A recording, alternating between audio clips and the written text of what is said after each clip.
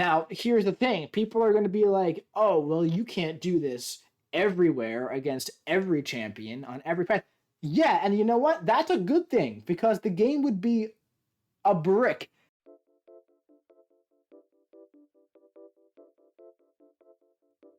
All right, what is going on, my dude? So, quite obviously, I've been pretty, much the conductor of the hype train on Thor RagnaGOD, right?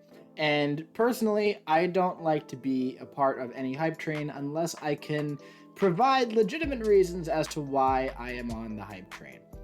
Often I like to showcase champions and then very often let you guys just decide for yourself, leave it one and done. But when I really like a champion, I'll make multiple videos on them. When I really like a champion, it is hard for me to hide my opinion on them. I really do like Thor a lot. I really do. So I'm going to take it further today because just, and very, very valid comments have been made. I understand they're incorrect, but they're valid why I believe people would think this way. Like, oh, you do this in real content and you'll just get hit by a special 3. Incorrect. You need to be 6-star rank 3, SIG 200 to have the damage. Incorrect. Just incorrect. It's just not correct. So we're gonna go ahead and just prove it today. It's not practical. It's impractical to use special attacks. That's not true. So what we have here today, actually, is a 5-star rank 2 RagnaGOD. 5-star rank 2 in Act 6.4. No suicides. Okay? I have my Synergy team here. Yeah, I have a Synergy team. It's a rank 2 5-star. Okay? Vigorous Assault. Sharing is caring. Berserker Barrage. I've said many times, what is holding Thor back? What would hold Thor back is nodes where he can't, stun the opponent, really, or nodes where he literally cannot get to a special 3. If it's nodes like, for example, Special Delivery, where you have to throw special 1, special 2s, that's actually fine for him because the power gain can take him up to a special 3. It'll just take you longer to get there, okay? Keep that in mind. But as long as there isn't anything that's going to be shrugging off debuffs or making stun debuffs, shorter in length, Thor is going to have an absolute field day on any path you take him to. And I'm going to show you that here, okay? So this is Act 6 is very specific. It's very specific. So you can't do this in every path in Act 6, but if I look at Act 7, there's a ton of paths I could take Thor to in Act 7. But we're here in Act 6.4, okay? And we're going for our special 3, okay? Just watch Hulk's, watch the stun on Hulk Ragnarok. It never goes away, okay? We're going to keep him in the corner. He's about to be at 3 bars of power, okay? What we're doing here is special 1, medium, medium, medium, light, light, light, medium, special 1, and then you repeat it, and you just don't stop repeating it. You have to keep an active eye on your power meter, no doubt about it. It definitely takes some getting used to. There's definitely a skill aspect to this. Do not get me wrong. This isn't like a pick up and win champion. Like, you have to get used to this. Like, especially right here, look at my power. Have to slow down the combo a little bit, but that's okay. Okay? At this point, my Thunder God's Wrath has run out, but I could still stun lock him. I don't think people are really seeing, like, the true potential of keeping an opponent stunned 100% of the time in the corner. It's a very, very powerful mechanic. And like I said, the only thing stopping this from happening is if they can shrug off stun debuffs, or if they're like, immune to armor breaks, it's going to be less damage, or, immune to shock, less damage, but he can still stun lock them. So you don't even need to get to the special 3. That's the kicker, man. Like, you don't even have to get to the special 3 in order to do this stun lock. That's what's insane to me.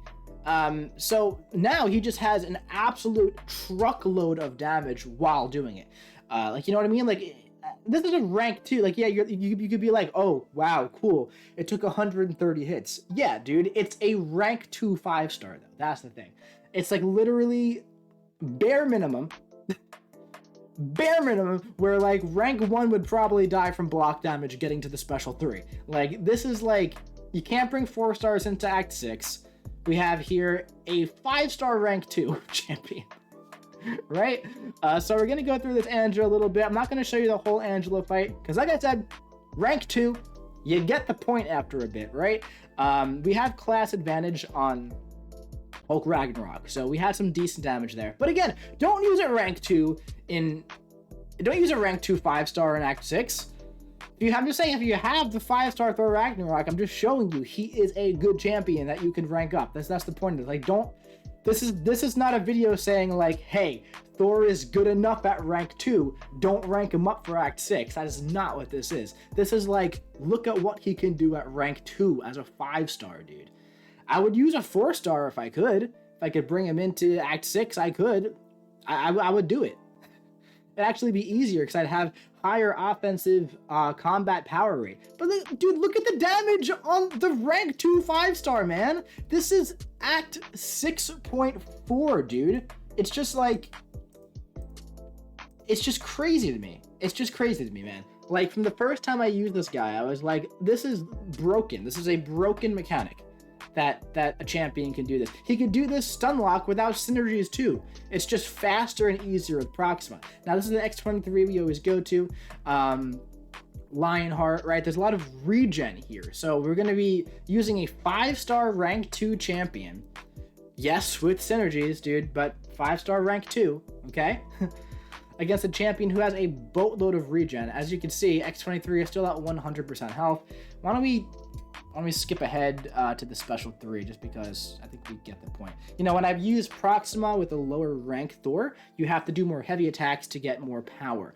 But the trade-off of getting the Boon of the Gods faster after the special 3, plus I like getting there before 40 hits. It just feels faster to me. I don't know. Proxima might actually be slowing down the length of the fights for me, actually. I might have to think about that a little bit more, so I could just do regular combos to special 3 from now on. But yeah, but as you can see, man, it's just, if you can keep an eye on your power meter and on your combo meter, look at the power gain, man. It's like, people love Hyperion. Why? Because he gains power like crazy and spams special 1s and special 2s and stun locks the opponents, right?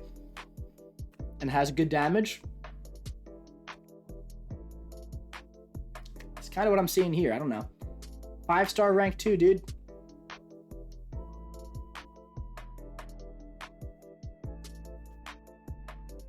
We're out of Thunder God's Wrath. We no longer have the, you know, attack bonus and the Fury. I mean, not the Fury, and the shocks and the armor breaks and everything, but we still have the stun locks. And she's just regenerating, and we're just going for it. We finished at 92% health. 5-star rank 2 Thor, 127 hits. I've done this fight with rank 5 champions in more hits. So let's, obviously, you're not going to want to do this against Darkhawk, right? Gold Pool, go to town. Why not? Angela, go to town. Gulk, go to town. Deadpool, go to town. Green Goblin, probably okay. Sabretooth, also probably okay. Guillotine 2099, wouldn't recommend it. But like, look at, you know what I mean? If the path allows you to do so, if the path allows you to get to a special 3, and spam special 1s, and they're not immune to armor break or shock, he's gonna be really good for that path. Really good for it. Now, here's the thing. People are gonna be like, oh, well, you can't do this everywhere against every champion on every path. Yeah, and you know what? That's a good thing, because the game would be a brick if you can just stun lock the opponent on every single node on every path in the entire game. But when we're having a 5-star rank 2 champion come into 6.4 and just stun lock paths and get through the fights faster than some rank 5 champions, I just don't see how this cannot be impressive to some people. It just doesn't compute with me. But that's it. You know what? If you don't like him, that's fine. That's totally fine. I'm gonna rank mine unduped to rank 3. Pretty excited about it. Also, another thing, another valid comment I've heard is like, oh yeah, but when there's limber, you lose your damage. No, you don't. I I have a Labyrinth video ready to be made of Star-Lord getting through Star-Lord quicker than most champions. No stun locks, massive damage, just no stun locks.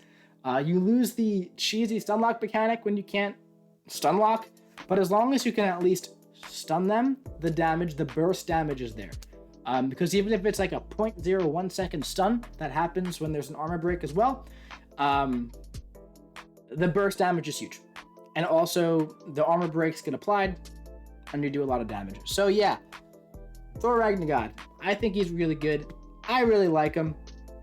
A lot of people agree. Some people don't. That's totally fine, man.